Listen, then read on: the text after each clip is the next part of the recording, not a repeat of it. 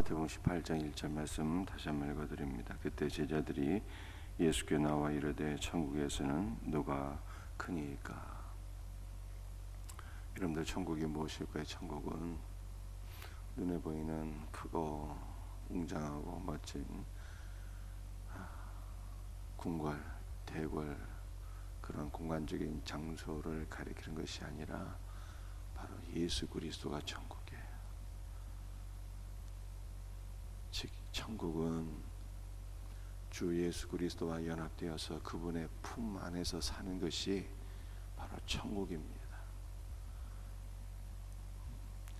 어린아이가 엄마의 품에 안겨서 엄마의 젖을 먹을 때가 한없이 행복한 것처럼 우리는 우리 주 예수께로 돌아가서 그분의 품에 안겨서 거할 때 가장 큰 기쁨과 행복을 누리게 될 것을 믿으시기를 바랍니다. 주님이 계신 곳이 천국이에요. 주님이 없으면 그것은 천국이 아닌 것입니다. 천국에서는 누가 큽니까? 라고 질문을 했어요. 여러분들 예수님이 천국이라고 말씀드렸잖아요. 근데 예수님은 겸손함 그 자체이십니다. 하나님과 동등하신 하나님의 근본 본체이시나 하나님과 동등됨을 취할 것으로 여기지 아니하시고 자기를 비워 종의 형상으로 이 땅에 오사 십자가를 지시고 죽기까지 복종하셨다 그러잖아요. 우리 예수님은 겸손하신 분이신데 천국에서 누가 더 큰가? 제자들이, 천국 백성들이 네가 크냐 내가 크냐, 천국에서는 내가 1번이고 네가 2번이야, 이런 게 있을 수가 있습니까? 있을 수가 없어요. 천국은 누가 들어갈 수 있는 곳입니까? 천국은 교만한 자들은 들어갈 수가 없는 거예요. 우리 예수님이 겸손하신 분이시기 때문에 어린아이와 같이 겸손한 자들이 들어간다 라고 하는 것을 주님이 말씀하셨습니다. 그래서 예수님께서 2절과 3절에 이렇게 말씀하세요. 예수께서 한 어린아이를 불러 그들 가운데 세우시고 3절 이르시되 진실로 너희에게 이르노니 너희가 돌이켜 어린아이들 같이 되지 아니하면 결단코 천국에 들어가지 못하리라. 여러분들은 어린아이는 심령이 교만하게 갖고 네가 크냐 내가 크냐, 내가 1번이다 네가 2번이다 이런 거 없거든요. 순수하고 겸손 그 자체이잖아요. 그래서 너희가 돌이켜 어린아이와 같이 되지 아니하면 천국에 들어갈 수 없다 이렇게 말씀하셨어요. 그러므로 우리는 교만한 자가 되어서는 안 되는 것입니다. 우리가 어떻게 어린아이와 같이 겸손한 자가 될 수 있을까요? 여러분들 돌이켜라고 말씀하셨는데 이 돌이키다라고 하는 것이 원문에는 마음의 변화를 가리키는 거예요. 이 수동태입니다. 그래서 마음의 변화를 받아야 돼요. 여러분들 우리의 마음은 교만하고 완고하고 고집스럽고 높은 자리를 탐하고 이러한 마음들인데 이러한 마음들이 변화를 받아야 된다는 거예요. 여러분들 이 우리의 마음의 변화는 우리의 의지나 선택으로 될 수가 있는 것이 아닙니다. 오직 성령의 역사로 말미암아 우리가 거듭나게 될 때 성령의 역사로 말미암아 중생하게 될 때 마음이 새롭게 될 수가 있는 거예요. 여러분들 중생이 무엇입니까? 위로부터 부어주시는 성령의 역사로 말미암아 주 예수 그리스도를 영접해서 영적인 생명을 받는 것, 이것이 바로 중생 거듭남이잖아요. 이 거듭남의 신비를 알지 못하는 니고데모가 예수님께 질문을 했어요. 어떻게 거듭날 수 있습니까? 어떻게 중생할 수 있는 것인가? 엄마 뱃속에 다시 들어갔다가 나오는 것입니까? 그렇게 질문했다가 예수님께 야단 맞았어요. 너는 이스라엘 선생으로서 어찌하여 이것을 알지 못하는가? 여러분들, 중생은 다시 태어나는 것을 의미하는 것인데, 그것은 우리가 엄마의 뱃속에 들어갔다가 다시 나오는 그러한 육적 생명을 얻는 것을 의미하는 것이 아니라, 위로부터 부어주시는 성령의 역사로 말미암아 주 예수 그리스도를 영접해서 예수 그리스도의 영적 생명을 받는 것을 중생이라고 하는 거예요. 그런데 이것이 바로 오늘 본문에 너희가 돌이키다라고 하는 말씀이 바로 그 말씀이에요. 마음의 변화를 가리키는 것입니다. 성령의 역사로 말미암아 우리 마음이 변화되는 것, 우리 마음이 성령의 역사로 회심하고 거듭나고 중생하는 것, 다 똑같은 말이에요. 회심한다, 거듭난다, 중생한다는 다 똑같은 말이에요.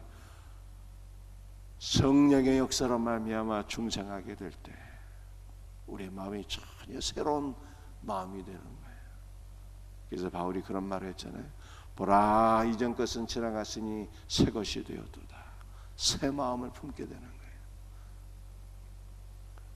새 마음이 될 때 우리의 마음이 어린아이처럼 겸손하게 되고 순수하게 되고, 사나 죽으나 먹든지 마시든지 오직 예수 그리스도를 위하여 살게 되고, 우리 주님의 마음처럼 겸손한 마음을 갖게 돼요.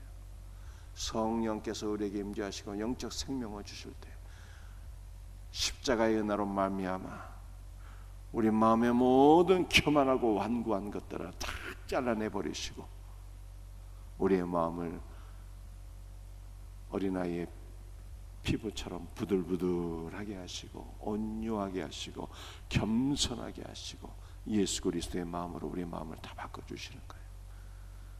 이 놀라운 은혜가 우리 모두에게 있기를 주 예수의 이름으로 축복합니다.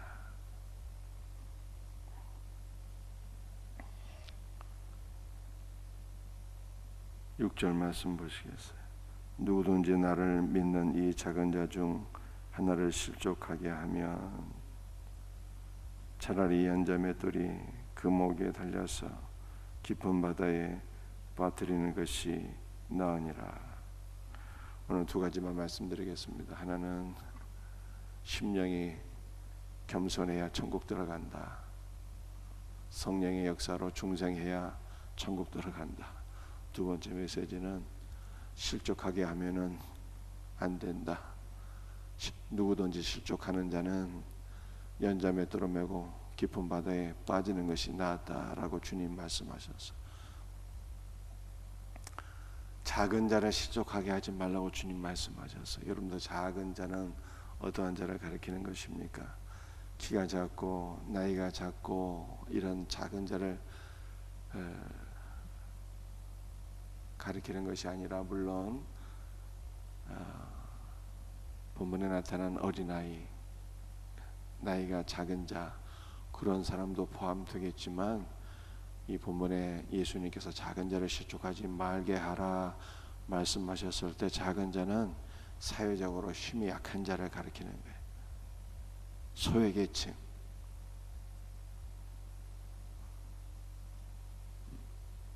독거노인, 어린아이, 가난한 자, 소외된 자,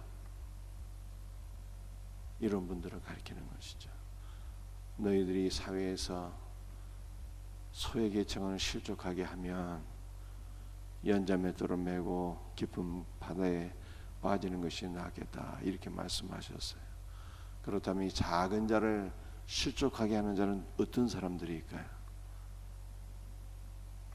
작은 자를 실족하게 하는 사람들은 여러분들 심령이 교만한 자들을 가리키는 거예요. 심령이 교만한 자는 교회 안에서도 높은 지위에 있는 사람들이에요. 심령이 교만한 자는 사회에서도 높은 지위에 있는 사람들, 사회 지도자들, 대통령, 국회의원, 장차관, 재벌, 돈 많은 사람들, 교회 안에서는 목사, 장로, 권사, 높은 지위에 있다고 하는 사람들, 목사, 장로, 권사라고 해서 다 교만한 것은 아닙니다. 그러나 그럴 가능성이 많다는 거예요. 높은 지위에 있는 사람들이 힘없는 소외계층에게 상처를 주어서 실족하게 만들지 말라, 이렇게 말씀하신 거예요. 너희가 약한 자를 실족하게 하면 연자 맷돌을 메고 바다에 가서 빠져 죽는 병이 나겠다, 주님이 이렇게 말씀하셨어요. 그럼 우리는 어떠한 삶을 살아야 되는 것입니까?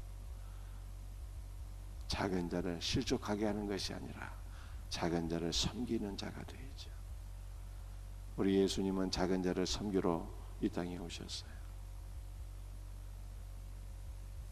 그래서 마가복음 10장 45절에 내가 온 것은 섬김을 받으려 함이 아니라 도리어 섬기려 하고 자기 목숨을 많은 사람의 대속물로 주려 함이니라, 그렇게 말씀하신 거예요.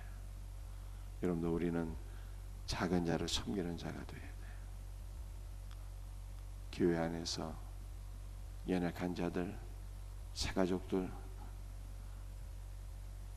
주일학교 학생들, 연세 드신 분들, 이분들이 작은 분들이잖아요. 연세 드신 분들, 어린아이들, 새가족들, 또 영육간에 연약하신 분들, 이런 분들이 작은 자예요. 이런 분들을 섬기는 자가 돼야 돼요. 기도하고 사랑하고 위로하고 잘 섬기게 될 때 주님이 기뻐하시고 주님 복을 주세요. 그 연약한 자들을 돌아보고 주는 자는 복이 있는 자예요. 여러분 주변에 연세 드신 분들, 나이 어린 주일학교 학생들, 새가족들, 병든 자들, 연약한 자들 돌아볼 수 있는 귀한 은혜가 있기를 주 예수의 이름으로 축복합니다. 기도하시겠어요?